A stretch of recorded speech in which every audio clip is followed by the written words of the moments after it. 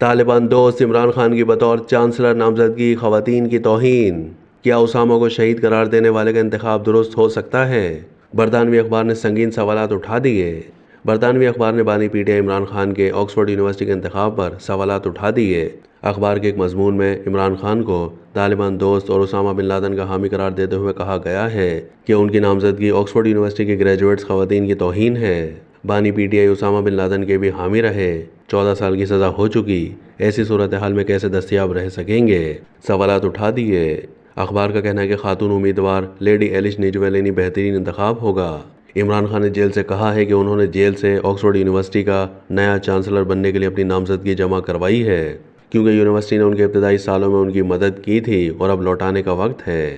Oxford کے chancellor کے لیے اپلائی کرنے پر برطانوی اخبار گارڈین میں بانی پی ٹی آئی کے خلاف ایک اور کالم لکھ دیا گیا ہے۔ صحافی کیتھرین نے بانی پی ٹی آئی کے انتخاب کو آکسفورڈ جیسی یونیورسٹی کی روایات اور اخلاقی اقدار کی معافی قرار دے دیا۔ اخبار کے مطابق بانی پی ٹی آئی کی بطور چانسلر نامزدگی آکسفورڈ کی خواتین کی توہین ہے، کیونکہ وہ خواتین کے حقوق کے خلاف سرگرم طالبان کی حمایتی ہیں۔ اس کے علاوہ بانی پی ٹی آئی نے ماضی میں خواتین کے لباس کو خواتین کے ساتھ ہونے والی ہراسگی کے واقعات کا ذمہ دار ٹھہرایا اور زیادتی کی وجہ قرار دیا۔ برطانوی اخبار گارڈین نے بانی پی ٹی آئی کو اینڈریو ٹیڈ سے تشبیہ دی، جو سوشل میڈیا انفلوئنسر ہیں اور اکثر خواتین سے متعلق متنازع بیانات دیتے رہتے ہیں۔ بانی پی ٹی آئی کا آکسفورڈ یونیورسٹی کا الیکشن لڑنا آکسفورڈ یونیورسٹی کی خواتین گریجویٹس کی توہین ہے۔ دی گارڈین اخبار نے خاتون امیدوار لیڈی ایلش اینجیولینی کو آکسفورڈ یونیورسٹی کے لیے بہترین امیدوار اور ایک اثاثہ قرار دیا ہے۔ اخبار کے مطابق لیڈی ایلش ایک غیر سیاسی اور انتہائی قابل احترام امیدوار ہیں۔ اخبار کے مطابق لیڈی ایلش کے اعلان کے مطابق اگر وہ چانسلر بنی تو وہ یونیورسٹی کے غریب طلبہ کے لیے مزید قابل رسائی بنائیں گی۔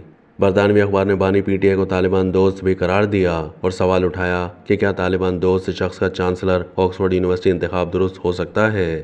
اخبار نے بانی پی ٹی آئی کو اسامہ بن لادن کو شہید قرار دینا بھی موضوع بحث بنایا اور اسے عالمی انسداد دہشت گردی بیانی کے منافی قرار دیا۔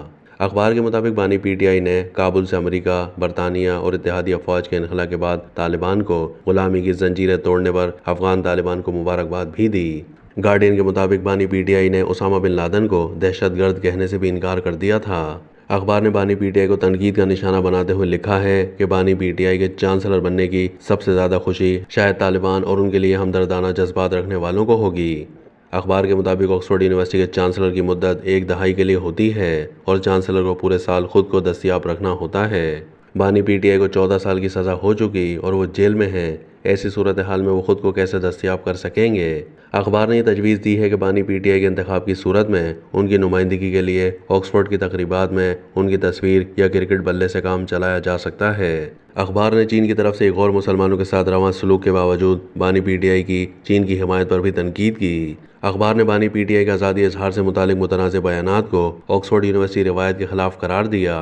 اس سے پہلے ڈیلی میل نے بھی خان کی چانسلرشپ کی امیدواری پر سنگین سوالات اٹھائے تھے اور برطانیہ نے بانی پی ٹی آئی کو ڈسگریس سابق وزیر اعظم جیسے لقب سے تشبیہ دی تھی۔ ایسی شدید تنقید اور بانی پی ٹی آئی کو یونیورسٹی کے چانسلر کے انتخاب کے لیے ناموزوں قرار دینے سے بانی پی ٹی آئی کی کامیابی کے امکانات کو شدید دھچکا لگا ہے۔